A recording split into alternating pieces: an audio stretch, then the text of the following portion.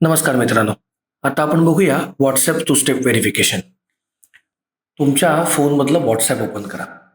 वरच्या बाजूला उजव्या कोपऱ्यात 3 डॉट दिसत असतील, त्यावर क्लिक करा. आता सेटिंग्सवर क्लिक करा. त्यामध्ये अकाउंट्समध्ये जा.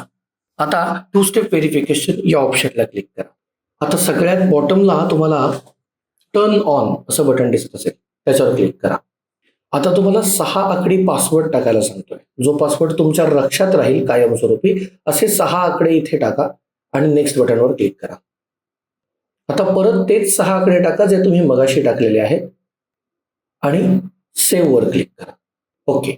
आता तुमचं व्हॉट्सॲपचं टू स्टेप व्हेरिफिकेशन सेट झालेलं आहे.